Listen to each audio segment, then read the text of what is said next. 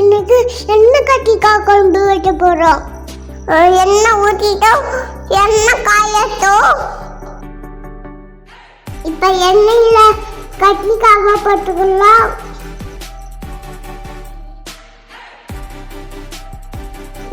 கத்திரிக்காயை நல்லா வதக்கிக்கலாம். கத்திரிக்காய் வதங்கிச்சு. இப்போ கத்திரிக்காவை எடுத்து தட்டில் போட்டுக்கலாம்.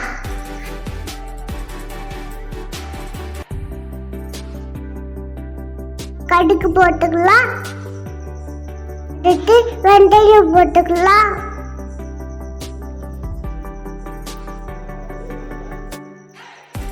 கொத்தமல்லி போட்டுக்கலாம்.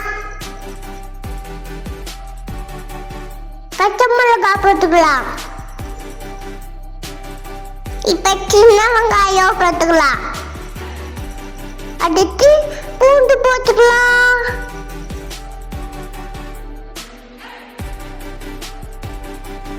அடுத்து பெரிய வெங்காயம் போட்டுக்கலாம்.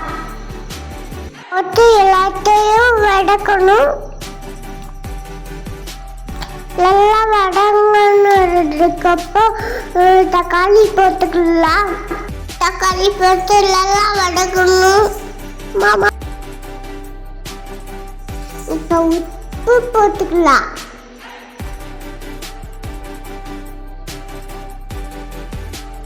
வதக்கி வச்சு கத்திரிக்காவை போட்டுக்கலாம்.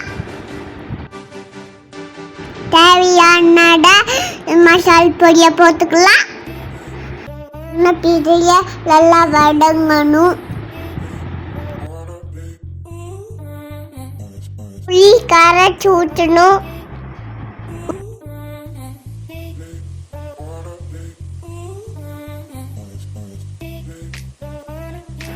ஒரு டம்ளர் தண்ணி ஊற்றிக்கலாம்.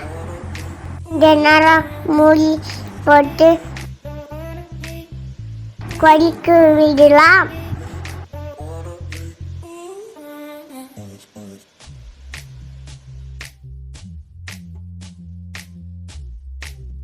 இப்போ தேங்காய் பால் ஊற்றிக்கலாம்.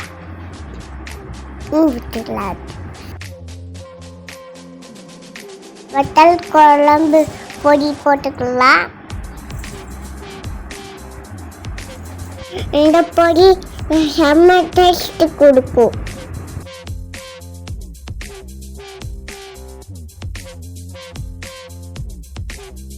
குழம்பு கொதிக்குது.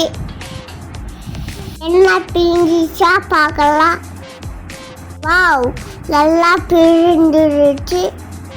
இப்போ மல்லியை துவைக்கலாம்.